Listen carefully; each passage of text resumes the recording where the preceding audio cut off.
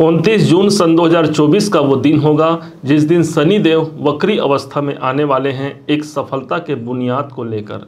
आज हम जानने वाले हैं कि इसका प्रभाव जो कि 4 महीने 17 दिनों तक होगा, इस अंतराल में कुंभ राशि के जीवन में कौन कौन से इतिहास दोहराए जाएंगे, कौन कौन से परिवर्तन का संयोग बनता है, आज इस बात को हम समझने वाले हैं। ध्यान दीजिएगा, एक ऐसा समय होगा जिस दिन ये वक्री अवस्था में आएंगे। आषाढ़ के कृष्ण पक्ष की अष्टमी की तिथि होगी।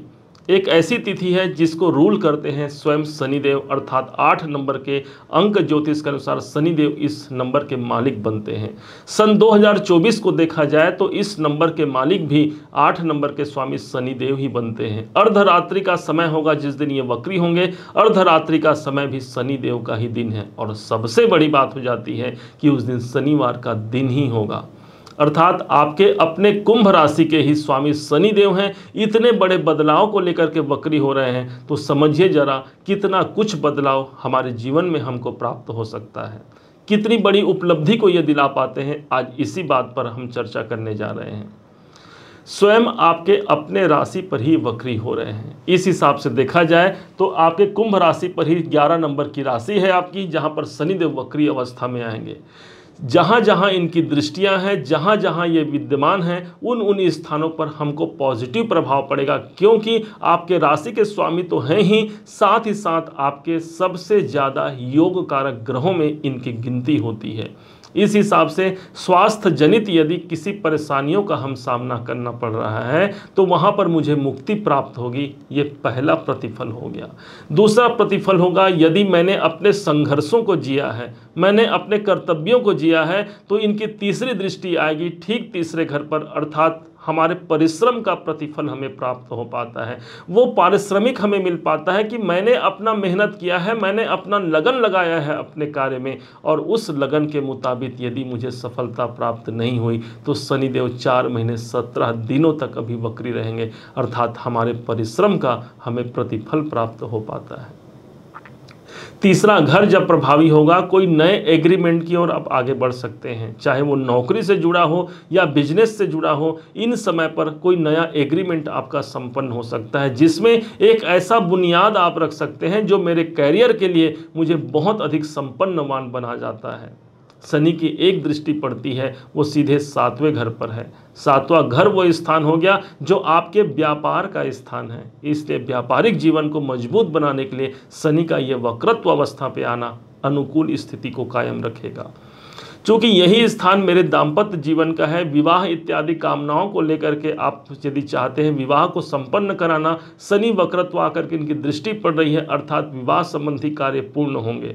दाम्पत्य जीवन में यदि किसी बात को लेकर के, जीवन साथी या जीवन संगिनी को लेकर के हमारा मन अशांत है, यहाँ पर शांति व्याप्त होगा। यही है इनका शुभ प्रभाव, और इससे भी बड़ा शुभ प्रभाव होता है इनकी 10वीं दृष्टि का, अर्थात जब वक्री अवस्था में आ रहे हैं इनके पास फल देने की कैपेबिलिटी काफ़ी मजबूत हो गई है, आप ऐसा जानिएगा। और इस हिसाब से इनकी 10वीं दृष्टि सीधे आपके कैरियर के भाव पर पड़ रही है, और इसलिए हम आपको कहेंगे कि कैरियर के लिए एक बहुत सर्वश्रेष्ठ समय ये साबित होगा। कर डालिए वो काम जो पुनरावृत्ति करने का समय है। किसी कार्य के लिए आपने प्रयास किया था, वहां आपको सही सफलता नहीं मिली थी, ये समय है पुनरावृत्ति करने का, उसमें फिर से प्रयास करने का समय है। एक ऐसा समय है जिसमें आपको सफलता मिल जाती है। 10वां भाव जब जागृत हो रहा है शनि के माध्यम से, अर्थात कैरियर में एक विशेष ग्रोथ की प्राप्ति होगी। किसी काम को लेकर के मन में निराशा यदि बनी हुई है, यहाँ पर एक आशा की किरण नजर आएगी। आप देख लीजिएगा अपने कार्य क्षेत्र को इस समय पर ज़्यादा मजबूती से आप प्राप्त होते हुए देखेंगे। शायद यही है शनि देवता का सबसे बड़ा प्रमाण जो 10वें भाव पर इनकी दृष्टि पड़ रही है इसी वक्री अवस्था में, अर्थात इसका फल काफ़ी महत्वपूर्ण हो जाता है। अब एक स्थान और है जहां पर इनका प्रतिफल मिलेगा। जब वक्री अवस्था में होंगे तो इनका प्रतिफल एक घर पीछे पड़ेगा, अर्थात ये हमने एरो बनाया हुआ है, इसको देखिए, ये 12वें घर पर है। 12वां घर, यदि आप विदेशों से जुड़ा हुआ कोई कार्य करते हैं या विदेश में आप अपने कार्य को ले जाना चाहते हैं, दोनों ही परिप्रेक्ष्य से अभी अवसर है आपके पास 4 महीने 17 दिनों का कि आप विदेशों से अपनी कनेक्टिविटी बढ़ा सकते हैं। किसी अदर कंट्री या अदर स्टेट में आप कोई काम प्रारंभ करना चाहते हैं या अपने जॉब को ले जाना चाहते हैं, अपने बिजनेस को ले जाना चाहते हैं, तो 12वां घर इस समय पर सबसे अधिक प्रभावी है। 12वां घर हमारे जीवन में बदलाव का होता है और इसलिए इसी बदलाव को कायम रखने के लिए शायद एक अवसर दिया है शनिदेव ने कि भाई अभी ये समय है 4 महीने 17 दिन का, आप बदलाव के लिए जो कुछ भी करना चाहें वो कर डालिए, क्योंकि मेरा प्रभाव अभी अपने स्वयं की राशि है ना, मतलब जो 10 नंबर की राशि है वो स्वयं शनिदेव की राशि है, इसलिए बदलाव यहाँ पर सबसे ज़्यादा प्रभावी होगा। कोई बड़ा इन्वेस्टमेंट करना चाहते हैं, ये समय होगा 4 महीने 17 दिन का जहां पर हम वो कोई बड़ा इन्वेस्टमेंट कर पाते हैं। एक ऐसा समय होगा जहां पर मेडिटेशन ध्यान हम लगा पाते हैं अपने ईश्वर की प्राप्ति के लिए, अपने भाग्य की जागृति के लिए। तो एक ऐसा समय है कि 12वां घर हमारा प्रभावी रहेगा। सिर्फ एक चीज़ का आपको ध्यान रखने की आवश्यकता भी रहेगी कि खर्चे कहीं पर फिजूल के ना हो, क्योंकि 12वां घर हमारे खर्चे के भी होते हैं। हमें अपने खर्चों पर नियंत्रण रखने की आवश्यकता है। यदि कोई आवश्यक खर्चा है बिल्कुल कीजिए, कोई मनाही नहीं है, क्योंकि यहाँ पर 10वां भाव प्रभावी हो रहा है, कैरियर आपका बनेगा। और यदि मुझे धन की वृद्धि हो रही है तो मुझे खर्च करने में कोई मनाही नहीं है। और शायद इसी कारण से 12वें घर जो कि बदलाव के स्थान पर शनि का यह सबसे अच्छा प्रभाव होगा। नक्षत्र ज्योतिष के अनुसार माना जाता है कि शनि देव जिस नक्षत्र पर रहते हैं वक्री अवस्था में वहां सबसे ज्यादा परिणाम प्राप्त होता है। और बस शर्त यही है कि शनि आपके योग कारक हो और आपके योग कारक हैं कुंभ राशि के। इस हिसाब से गुरु के नक्षत्र पर पूर्वा भाद्रपद नक्षत्र पर शनि का अभी संचरण चल रहा है और देवगुरु बृहस्पति इस समय पर आपके चतुर्थ भाव पर प्रभावी स्थित है। देखा जाए तो यहाँ पर हमने राइट का निशान लगाया है, अर्थात ये स्थान, ये घर हमारा सबसे मजबूती से प्रभाव देगा इस वक्री अवस्था में। चतुर्थ भाव मेरे मन की शांति का होता है, मेरे पारिवारिक जीवन की शांति का होता है, आपके स्वयं के साथ साथ परिवार का भी आप भला कर पाते हैं। चूंकि यहाँ पर शनि की 10वीं दृष्टि पड़ रही है पराक्रम 10वें भाव पर, कैरियर के भाव पर, और शनि की भी 7वीं दृष्टि पड़ रही है कैरियर के भाव पर, इसलिए अधिक प्रभावी सिर्फ और सिर्फ आपका कैरियर बनता है। किसी भी प्रकार से कर्म क्षेत्र में यदि अवरोधों का सामना करना पड़ रहा है तो शनि अब गुरु के नक्षत्र पर प्रभाव देंगे, अर्थात शनि हमारे कर्म हो गए और देवगुरु बृहस्पति हमारा भाग्य हो गया। दोनों का समावेश हमें देखने को मिलेगा इसी 4 महीने 17 दिनों में।